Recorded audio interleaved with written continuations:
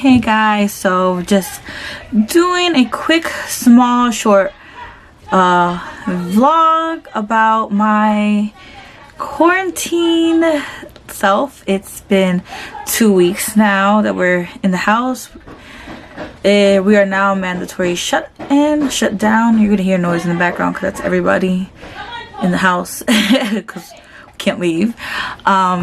It's hard with my kids because they're only 2 and 4 and they don't understand why we can't go outside. My son's like, I want to go out, I want to go to the city, and I'm like we can't. And it's like hard to explain to him because I also don't want to scare him either. So it's been interesting. It's like really funny because before this quarantine, before the virus was like broke out and became like a thing, my husband and I were watching 28 Days Later, like literally the day before the news broke out there was a virus destroying the planet, and we're just like, oh my god, like this, did we just see a metaphor of our lives?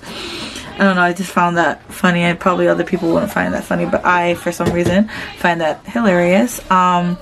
Yes, I am nervous and anxious because I do live in New York and we are the epicenter of this virus. 80% of us is estimated to catch it, and it's just like a matter of time before everybody gets it. And now I'm not trying to be pessimistic, but I'm also a realistic person, and I don't want anyone to get it, but I just hope people follow the rules. We're just a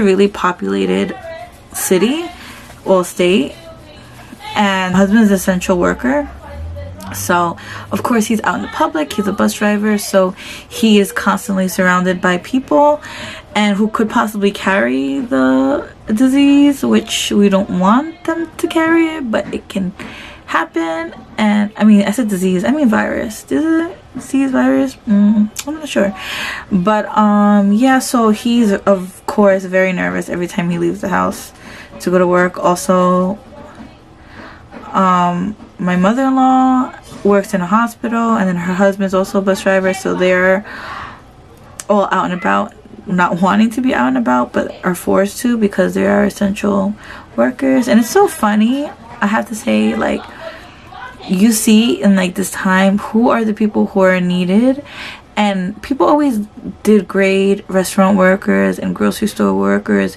gas station workers, even like bus drivers get like, oh, that's your job. But come to find out, they're the ones that are most important, because lawyers, not important right now. Other acclaimed people, the only people who are acclaimed, who are always going to be acclaimed, are doctors and people who work in the medical field and pharmacists. But like, you see who are the real essential workers when there's a crisis going down. So I just find that really interesting. It's like, I hope it humbles some people who think that they're like better than others, because just because you have a really great job doesn't mean it's going to help the planet. It's not going to do much unless you're in a medical field, public service field, or an accounting field. You're not help. Oh, tech field, they're being very helpful because everything is tech now. It's the only way we're all communicating, the only way we're all watching each other. So it's really interesting. It's like yeah.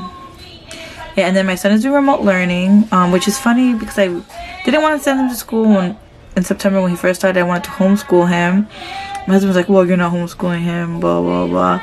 And come to find out, technically I am homeschooling him. We just started video chatting with his teachers and classmates in the morning and the afternoon, so that's cool. And then of course I just have to do lessons that they send me, and then I also of course incorporate my own lessons, because of course I'm going to incorporate. I used to work with kids, so teaching is not that hard. It's just my son understanding that he has to do school at work at home is the challenge. He doesn't understand, why does he have to do school at home when school is for school. But it's a work in progress that we're gonna hopefully achieve. So yeah, yes I am nervous, yes I am anxious. Do I think I'm gonna get this? Probably not, because we're taking precautions to make sure that we're all healthy, clean, taking our vitamins, making sure every time we leave the house we come in, work, take things off, wash our hands, wash our face, and stuff like that. And we don't really leave the house that often. I did my panic buying. Yes, I am the person who panic buys food, not toilet paper. I did not do the toilet paper nonsense. But if I go to the store and I see toilet paper available, I will be grabbing some, or bounty napkins, because they're scarce. We went to the supermarket and they were already putting a limit on meat, so that was a little bit interesting. It's like, oh my god, it's like apocalyptic times, and it's like, hopefully in a month or two this ends and we're back to normal. But until then, we'll be living in a quarantine life. And I feel my heart goes out to all the other countries who have been seriously affected by this, like Italy, like a lot of European countries really are feeling like it's bad. It's bad. In America, it hasn't gotten to that point like them, but it's like getting there, and it's like really nerve-wracking, which is why I have not been checking the news or checking anything on my phone, because I don't want to freak out.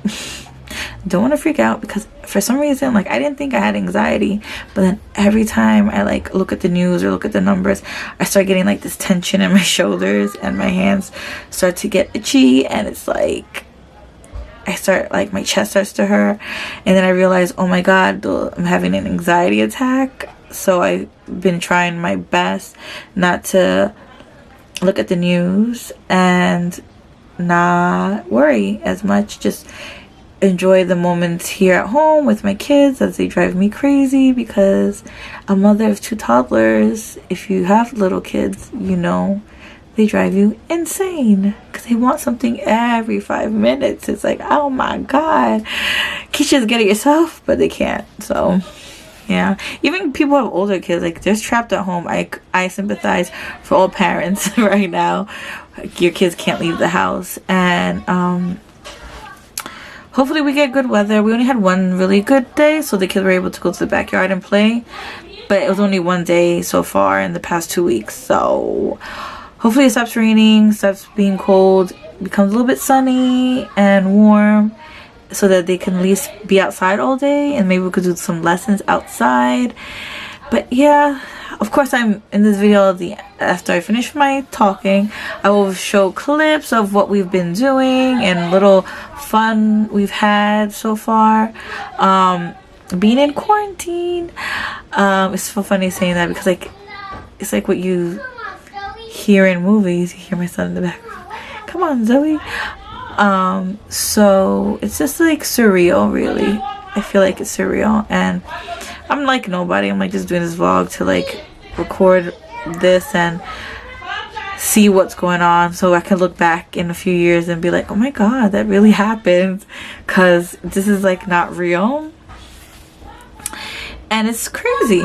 It's insanity and scary. But I feel like as long as you follow the guidelines to protect yourselves and your family, then you're good. Just hope it gets resolved sooner than later. And yeah, so thanks so much for watching. Oh, let me know down below how you're doing, what country you're from, or state or city. How's it going where you live? Is it getting better? Is it getting worse? My thoughts are with you, my well wishes are with you, and I hope that everyone stays safe and sound. And sorry for anyone who has experienced any loss or sickness. They're downstairs playing. Yeah, we just live in some crazy times right now, and 2020 has really kicked us all in the butt. So thank you so much for watching. Please like and subscribe, and check out some clips of some cute kids having a grand old time, not knowing what the heck is going on, and me wishing I was them. Bye now.